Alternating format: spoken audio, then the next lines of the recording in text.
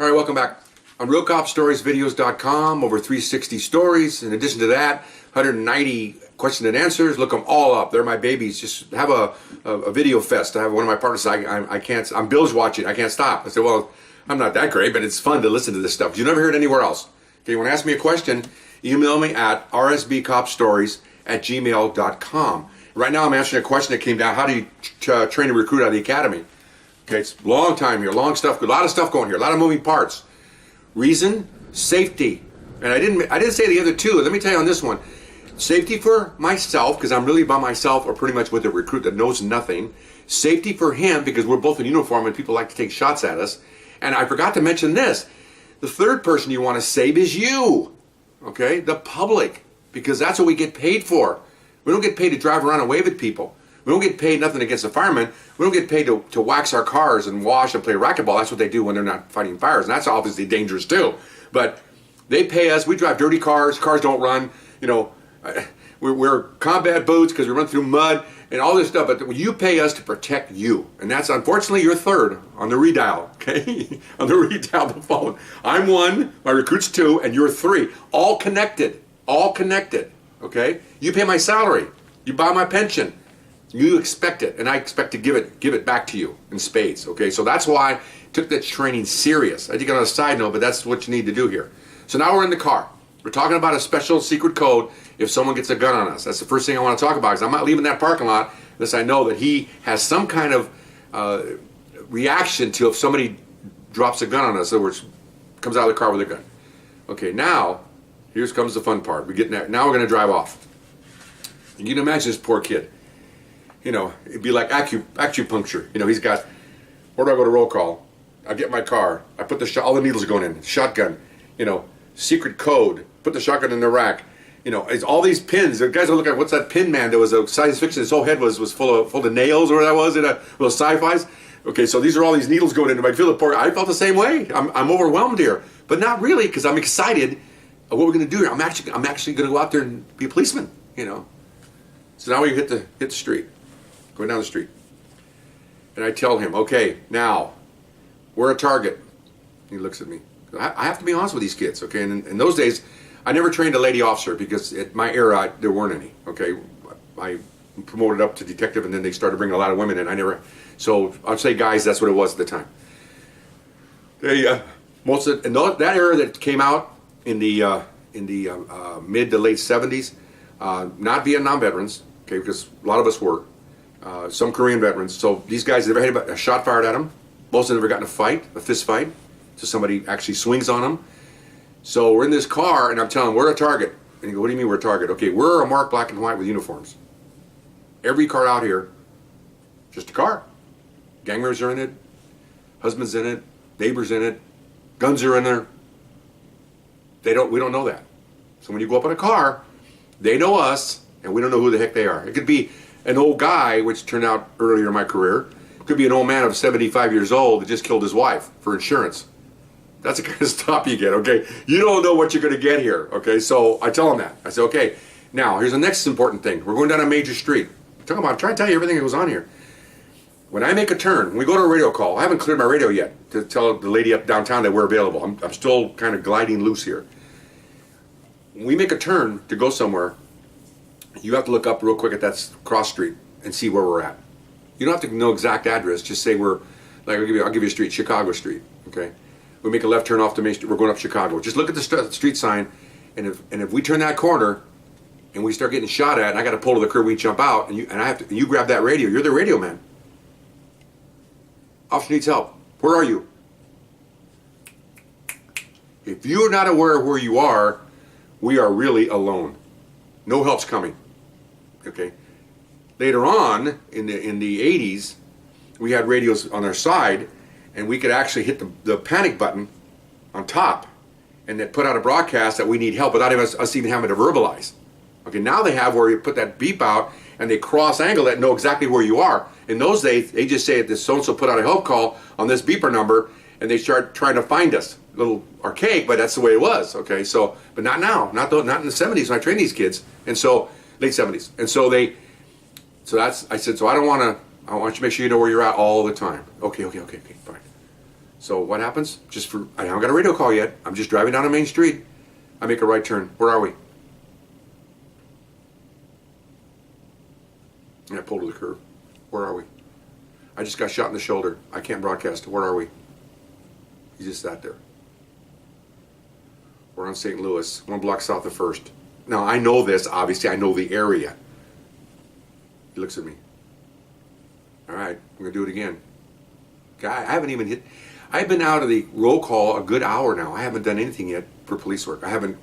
Because usually what you say is you pick up the microphone and go, I think I was working 825. 825, we're clear. It means we're open for calls. Put the radio on there. And then here she comes. 825, family dispute. 825, here they come. Well, I haven't done any of that yet. Okay. He goes, okay. Pull out. Down we go. Now he's looking all the time. Well, you have to.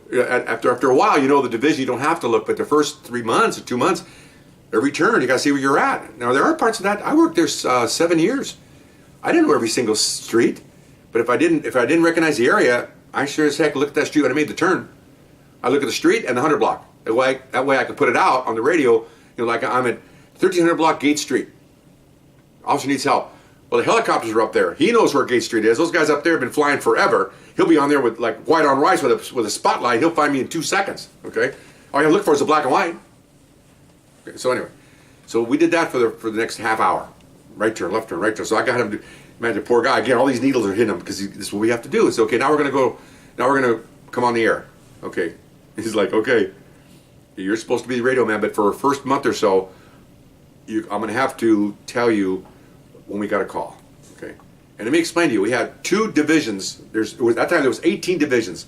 There wasn't enough radio frequencies for each division. Okay, it didn't come until like the mid 80s. Okay, so we had to share frequencies. So we shared it with 2 other divisions.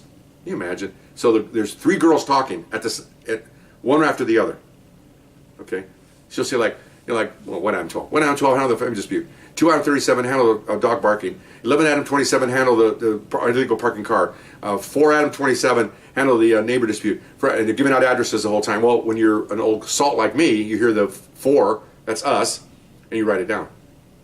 All he hears is blah blah blah blah blah blah blah blah blah blah blah blah blah blah, and then aren't you listening, stupid? That's what I'm telling him. Blah blah blah blah blah blah. Listen up, blah blah blah. That's all he's hearing. Okay, I don't blame him. So okay, fine. So I clear. Put the microphone down. 30 seconds. We get our first call. Okay. Did you get that? He goes, no. Okay. Write this down, because what you don't want to do, although the sergeants allow for this, is you don't want to add on the radio and go repeat the call. Why? Because there's three divisions handling the same frequency. Why? Because 2 other divisions are getting calls at the same time. And so you interrupt her flow if you come on and say, what did you say? Okay, you can't do that. Okay? You do it because the sergeants know that there's probably at that PM watch, there's probably at least 5 or 6 training officers teaching 6 recruits, but various stages out of the academy, and there's only one, me, that hasn't run out of the academy. See, after about 2.5, 3 months, they kind of get it. Okay, so you don't have to do that, but he knows at 8:25 that night or the next month is going to have a raw recruit, so they know they allow for that. Because the sergeants they're there to make sure you don't do that. What did you say? Oh no, that's not a good one. But okay, fine. So I go write this down. I tap. They have a pad of paper. He's writing it down. Because wow, I said that. Yeah, she said that. We're going to let her say it again so you can see if you can hear it. Because she'll say so and so. Verify. You got the call. She'll say verify. So she says it. He misses it. Okay, but it's not a big deal because I missed it. She's already said it again. Oh my gosh, that's okay. Just okay. It's no big deal. Okay, so can you imagine? That's just the start. That's like the first hour of her shift.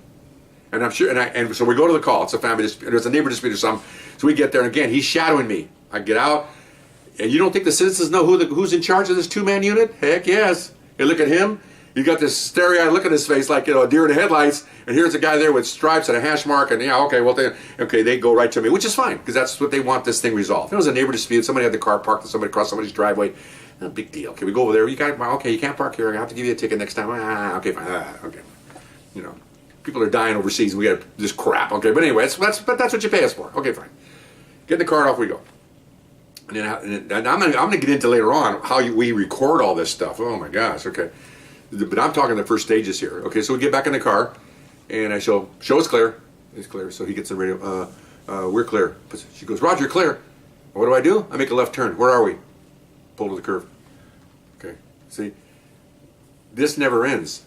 He doesn't know where we're at again. I look at him, and I'm not getting mad. I'm just getting like, bro, you have to know where we're at.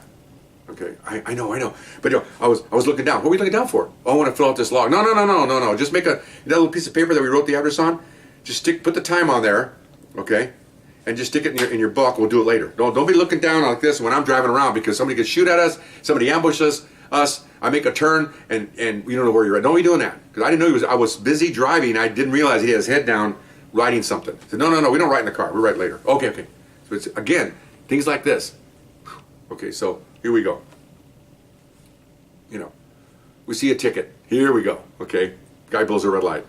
Okay, there's a ticket. What do we do? He doesn't know. I said, what we're going to do is, because remember now, I don't say they don't know anything. They practice these things at what they call sims, situation simulations. The academy. They stop cars. They tell them how to position themselves. They learned all this in the academy, but now it's the real deal. Now you're not stopping other officers and you're having a little act here, a little play acting. These are real citizens that it affects them. You're going to give them a ticket, So, all right, we're going to pull them over for a ticket. What are you going to do? So, put up the license plate. Run the license plate. Okay, so run the license plate. She goes, okay. Wait for the return. This is really basic stuff. Okay. Okay. So we pull them over.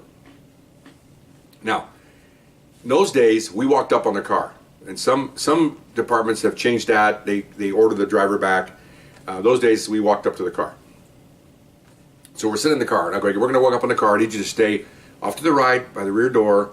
Watch the passenger. I'll watch the driver. I have to explain, okay? Okay, I'm going to let him out of the car. We're going to bring him over here to the curb. We don't stand between cars, because people hit police cars from the back end, and you wind up breaking off officers' legs or killing themselves. You don't want to do that. Okay, so we pull over. And he's telling me, okay, yeah, they trained us for this. Okay, we'll see. I'm out of the car. Guy walks over. He's a little bit pissed off because we're going to write him a ticket. Chipping away a little bit. He's chipping at this guy, chipping at me. And I got my ticket book out. Do you have any ID? No. Okay. He goes for his pockets. No. As soon as I make the move, I go, no pockets. And of course, my partner, shadowing me, grabs his hands out of his pockets. We search him. We find marijuana in his pockets. Now, in those days, marijuana was a felony. Okay, so I go cuffs, and he goes behind, and he's learned that pretty good. We cuff the guy up. Search him. Okay, and nobody else in the car. So we search him. So I'm watching. He's doing like this. Must be watching too much FBI or Blue Bloods or something. And so I go, no. So I grab the guy, turn around, I put him over the hood of the car, and I go, this is how you do it. I reach all the way up into his crotch, into his private parts. I check around because they can hide a gun in their underwear, and I'm all the way down, literally grabbing his leg all the way down his calf to his shoe. Take your shoes off, take your shoes off. I said, watch. He's watching the shoes. Shoe comes off. Take the socks off. That's where they hide. That's where they hide dope. Okay. So check the shoes, check this, check all the pockets, find another bag of marijuana in his pocket, find a bag of marijuana down in here. He didn't get because he's doing this. Well, pat down doesn't necessarily mean this is a pat down. That's not a search. We've already got him under arrest. So if you're going to do some kind of a consensual encounter, you can't pat, all you can do is just kind of touch for a weapon, and then that's it. You can't search because California law, you can't do that. But if you're already under arrest, you can search everything. So he's doing so I search him. Okay, fine. So I have to leave you here because I'm out of time again. I'm so sorry, but we'll pick this up on his first vehicle stop. Okay, bye bye.